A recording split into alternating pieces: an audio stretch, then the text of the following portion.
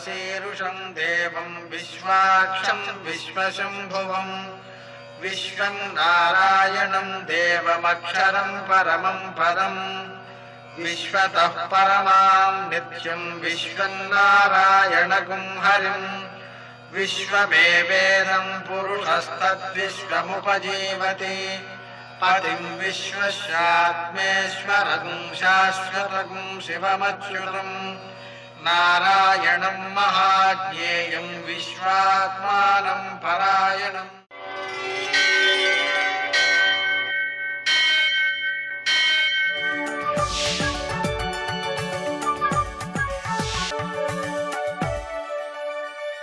सूर्यशौर्यमथेन्दुरिन्द्रपदवी सन्मङ्गलं मङ्गलम्। नमस्ते भगवन् देव दत्तात्रेय जगत्प्रभो सर्वबाधा प्रशमनं कुरु शान्तिं प्रयच्छ मे। నేటి కాలమాన విశేషాలను గమనిద్దాం. స్వస్తి శ్రీ చంద్రమాన విజయనామ సంవత్సరం, ఉత్తరాయణం, హేమంత ఋతువు, పుష్యమాసం, శుక్లపక్షం, గురువారం. సూర్యోదయం 6:53 సూర్యాస్తమయం 5:58. తిథి పూర్ణిమ ఉదయం 10:21 వరకు. నక్షత్రం పునర్వసు మధ్యాహ్నం 1:12 వరకు. వర్జం రాత్రి 10:10 నుంచి 11:58 వరకు. దుర్ముహూర్తం ఉదయం 10:35 నుంచి 11:19 వరకు. మరల మధ్యాహ్నం 3:01 నుంచి 3:45 వరకు. అమృతకాలం ఉదయం 10:30 నుంచి 12:18 వరకు. రాహుకాలం గురువారం కాబట్టి మధ్యాహ్నం 1:30 నుంచి 3 గంటల వరకు. నేటి విశేషం లీలా విశ్వంభర అవతారం. దత్తాత్రేయ అవతారాల్లో అదొక అవతారం అన్నమాట. అలాగే పుష్యమి నక్షత్రం ఉన్నటువంటి సమయంలో, అంటే పునర్వసు 1:12 వరకు ఉంది కాబట్టి తర్వాత పుష్యమి నక్షత్రము గురువారము కలుస్తున్నందువల్ల గురు పుష్యయోగము అని చెప్పి అంటూ ఉంటారు. ఈ సమయంలో చేసేటువంటి కార్యక్రమాలు చాలా విశిష్టమైన ఫలితాలను అందజేస్తాయని ఒక విశ్వాసం. అలాగే మనకు మంత్రశాస్త్రంలో ఉపయుక్తమయ్యేటువంటి మూలికలను కొన్నిటిని ఈ సమయంలోనే ఉద్ధరిస్తూ ఉంటారు కూడా. నేటి ఆణిమత్యాలు.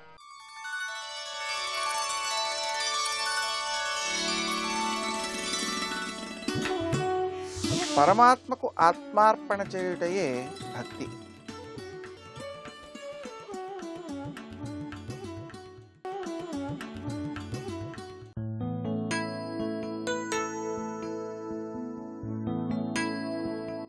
సుఖాన్ని నీడని వెతకకు, చేతికంది మాయమవుతుంది. ఆత్మను ఆనందమని గ్రహించు, నీ చుట్టూ ఉంటుంది, నీతోనే ఉంటుంది.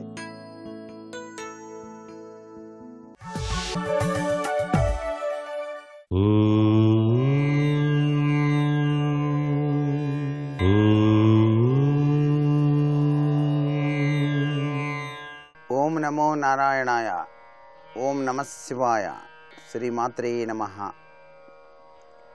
గురు పరంపరా తత్వంలో వెలుగొందేటువంటి దత్తప్రభువు యొక్క విశేషాంశం అనిర్వచనీయమైనటువంటి అనుభూతిని మానవాళికి కలిగిస్తుంది. గురువు అంటే అజ్ఞానాంధకారాన్ని తొలగించి జ్ఞానజ్యోతిని వెలిగించేటువంటి వాడు.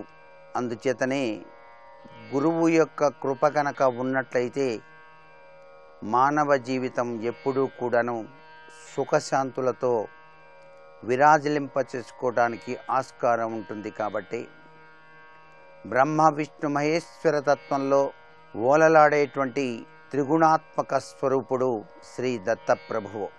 ఓం దత్తశరణం మమ అంటూ ప్రతి ఒక్కరూ గనక నిత్యం గనక 11 సార్లైనా సరే ధ్యానం చేసినట్లయితే ఆ దత్తశరణమలో దాగినటువంటి పరమార్థరీత్యా త్రిగుణాత్మక స్వరూపుడైనటువంటి దత్తాత్రేయుల వారు తన దివ్యవంతమైనటువంటి అనుగ్రహాన్ని ప్రసరింపచేస్తాడు.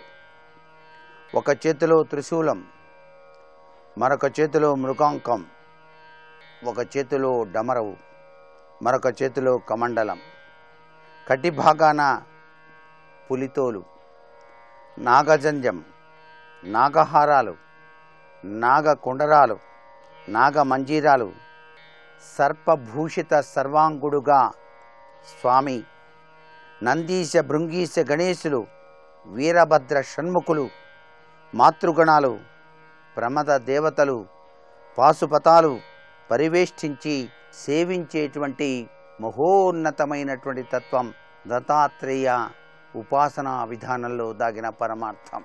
అందుకే శ్రీపాద శ్రీవల్లభత్వం సదైవ శ్రీ దత్తాస్మన్ పాఖి దేవాదిదేవ భావగ్రాహ క్లేశహారిన్సి కీర్తి ఘోరాత్కష్టాధ్రాస్మాన్ నమస్తే అంటాం.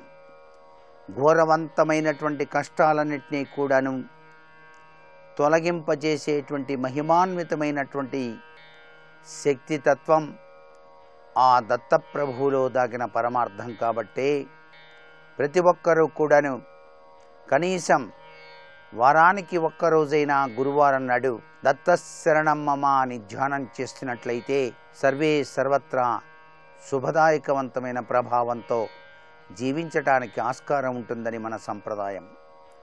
సర్వే జనా సుఖినో భవంతు.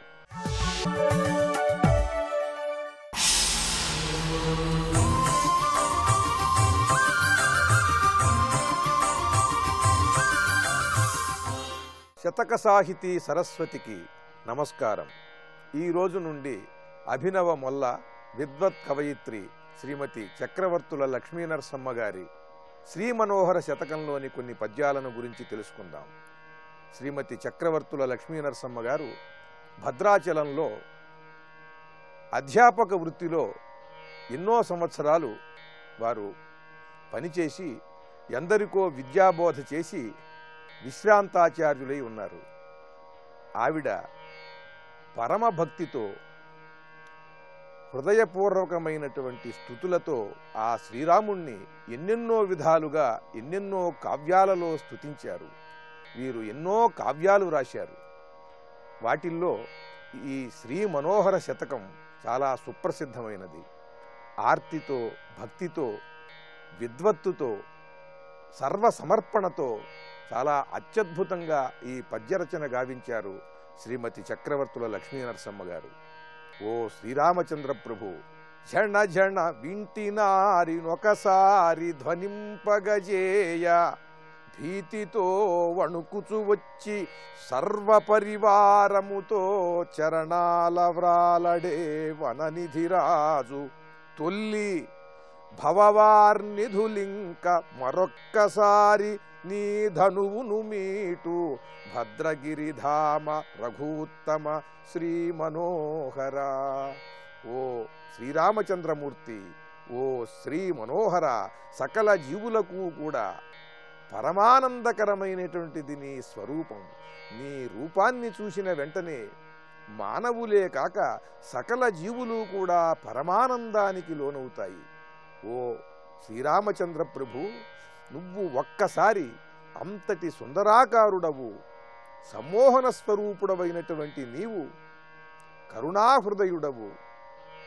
అటువంటి నీవు ఒక్కసారి విల్లు నెక్కుపెట్టి ఆ నారిని ఒక్కసారి వెనక్కు లాగి ధనుష్ఠంకారం చేసిన వెంటనే భయపడి గజగజ వణుకుతూ ఆ సముద్రుడు తన సకల పరివారముతో సహా వచ్చి నీ పాదాలపైన వ్రాలి శరణు వేడాడు కదయ్యా.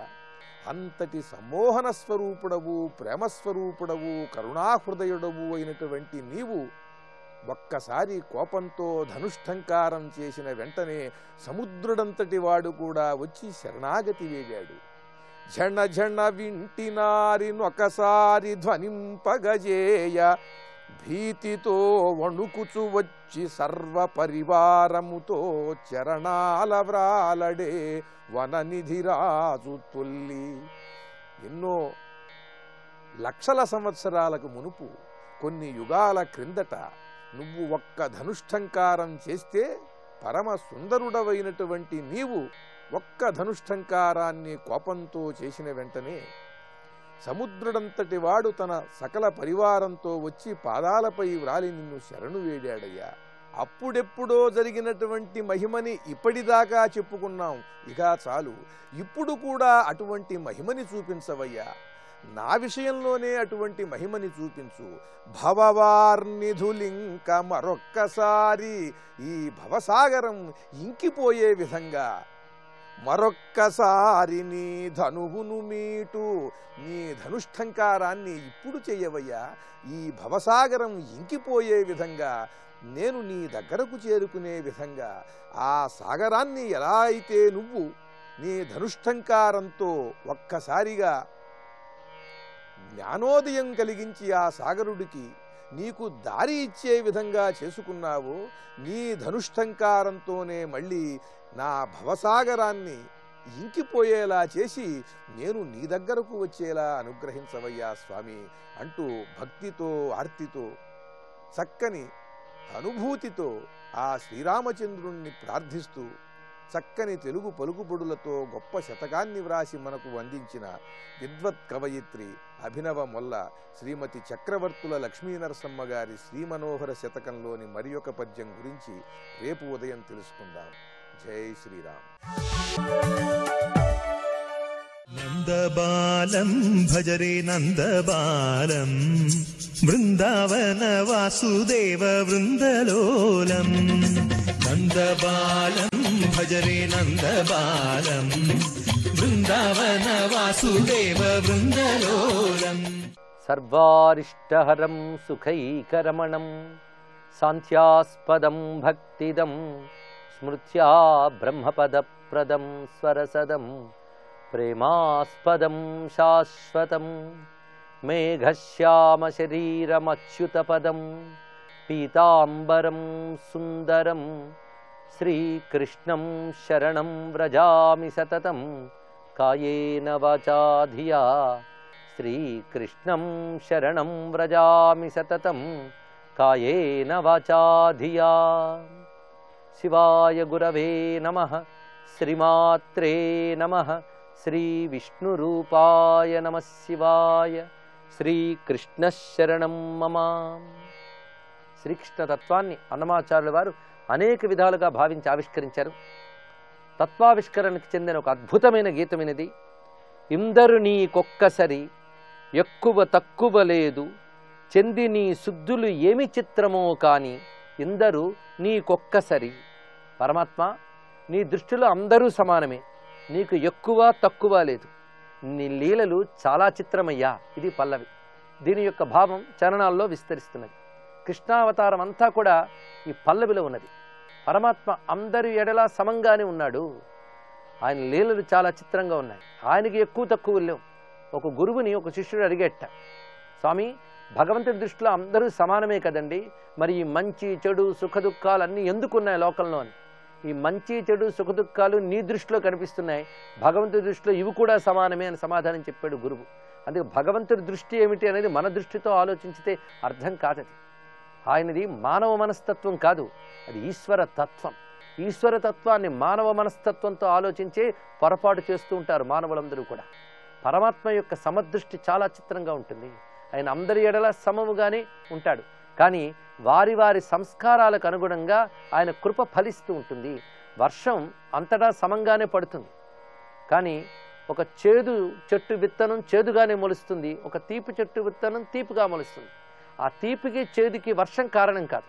వర్షం కురియడం వల్ల రెండు చెట్లు వచ్చుంటాయేమో కానీ చెట్లు రావడానికి వర్షం కారణం కావచ్చు, కానీ ఆ చెట్టు లక్షణాలకు మాత్రం వర్షం కారణం కాదు. ఇది తెలుసుకోవాలి. అలాగా వర్షం ఎలాగైతే సమముగా కురుస్తుందో భగవంతుని కృపాశక్తి కూడా సమముగా ఉంటాయి. దానికి గాను కొన్ని లీలలు చెప్తున్నారు. ఇక్కడ శుద్ధులు అనే మాటని కబురులు, వృత్తాంతములు, లీలలు ఇన్ని అర్థాలతో చెప్పవచ్చు.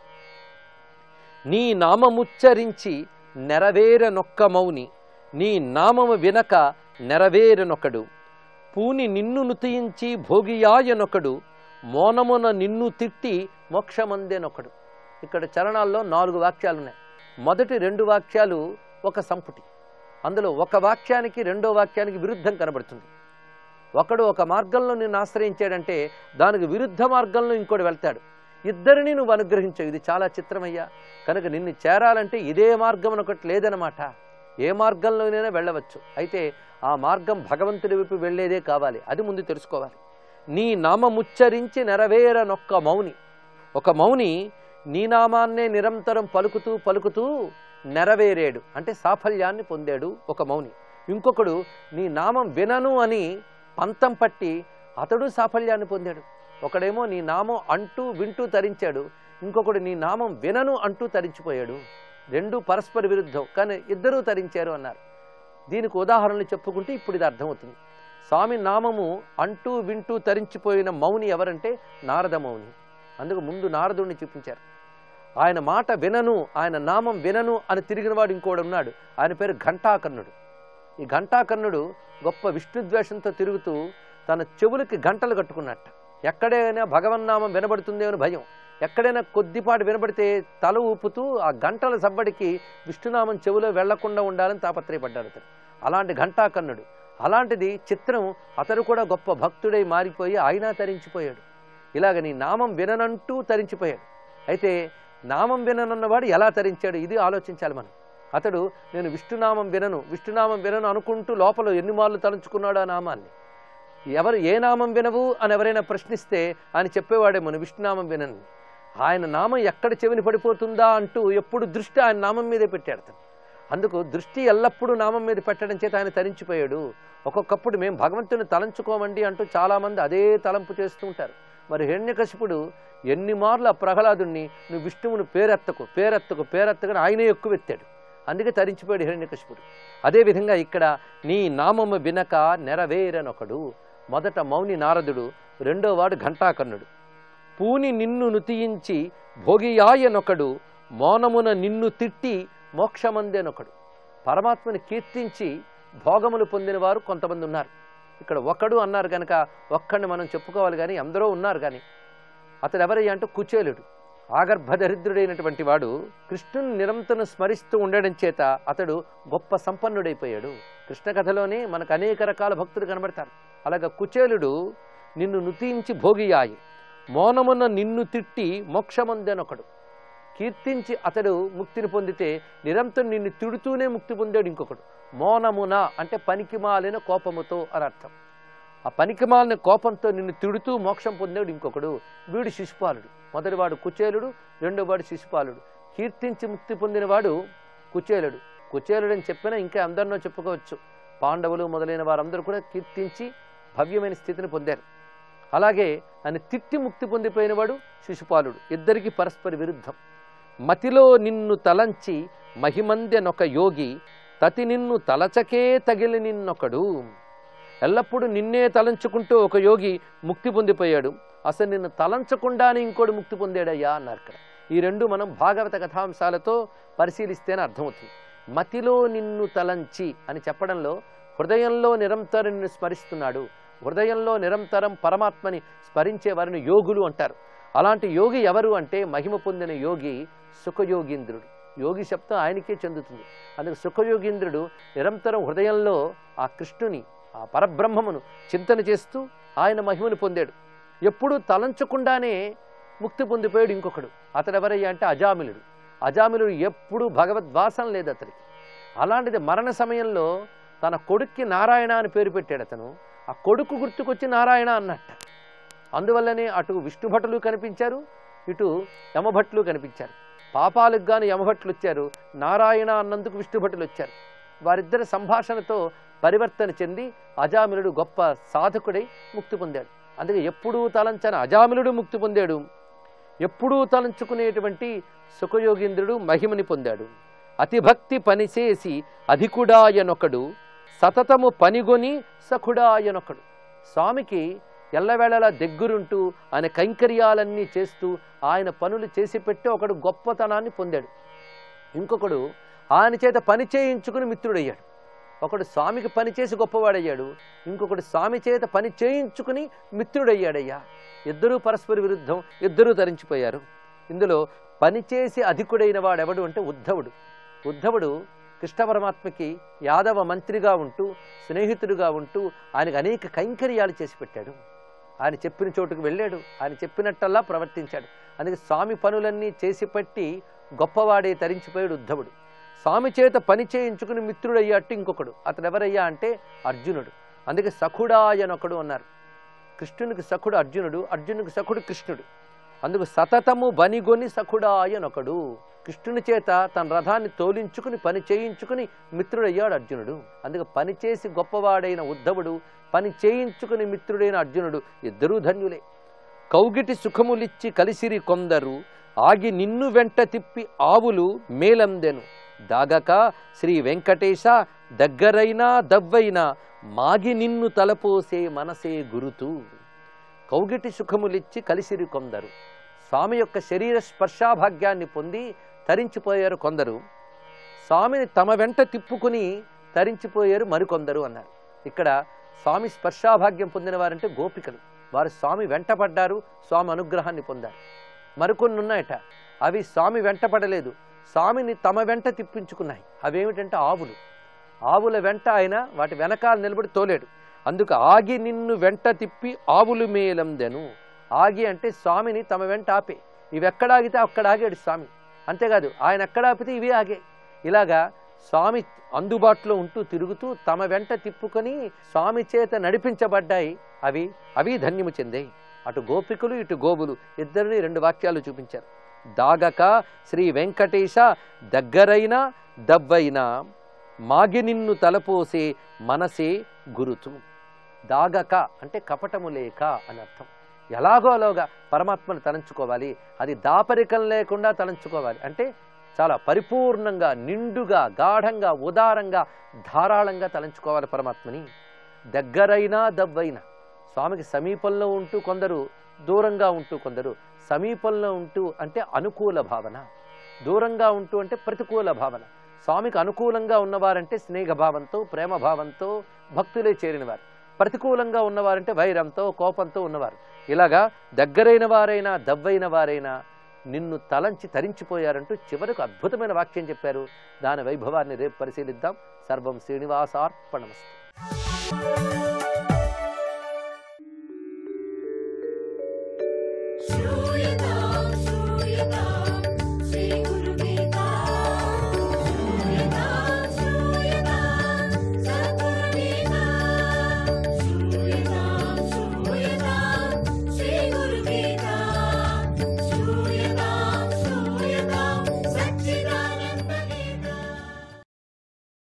జై గురుదత్త.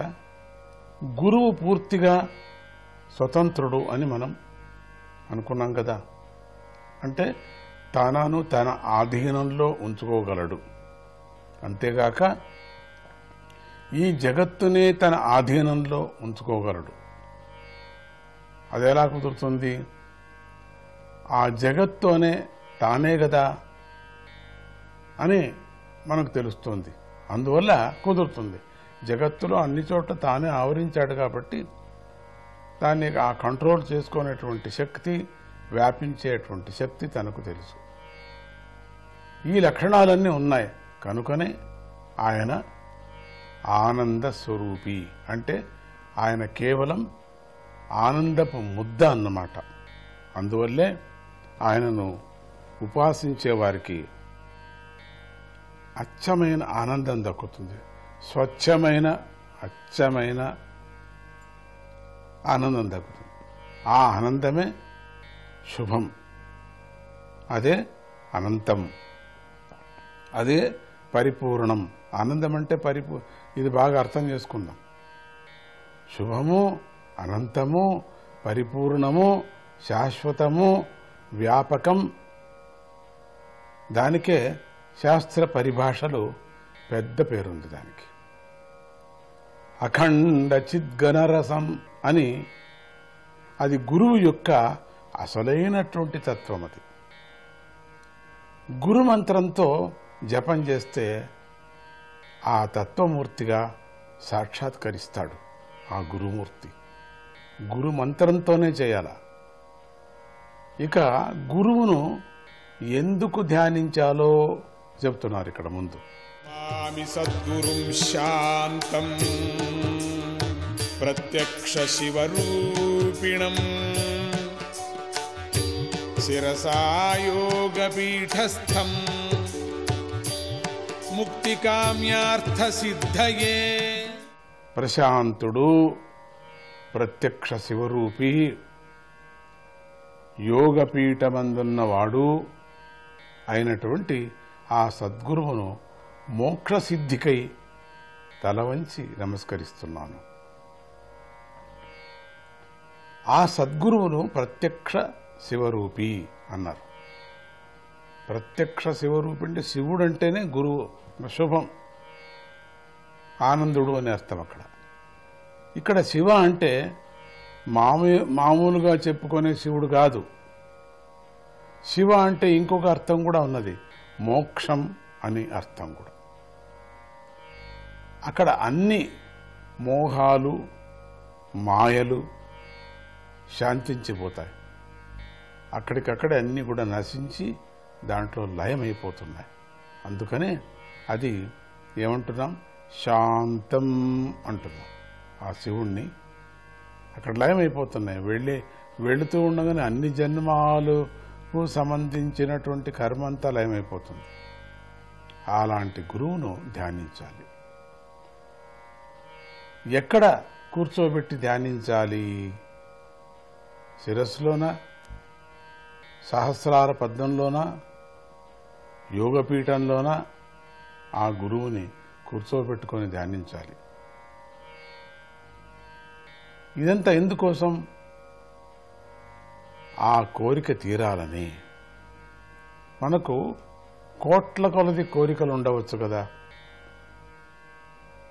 ఏ కోరిక తీరాలని? మనకు కోరికలు తీరాలని నిజమే. ఏ కోరిక? మనకు అన్ని కోట్ల కొలది ఉన్నాయి. ఈ కోరిక ఆ కోరిక అని కాదు. అయినా ప్రతి కోరికకు ఏదో ఒక రోజున అడ్డు అంటే అంతం ఉండనే ఉంటుంది కదా. ఎన్ని రోజులైనా అట్లా కోరుకొని అట్లా వెళుతూ ఉంటుంది. ఒకరోజు అది కట్ అయితే ఉండే ఉంటుంది, దానికి స్టాప్ ఉంటుంది. అంటే ఏ కోరిక కోరినా ఆ కోరిక తీరేసరికి తెలుస్తుంది మనకి ఇంకా తృప్తి కలగలేదు అని. జై గురుదత్త. ముందుకు వెళదాం.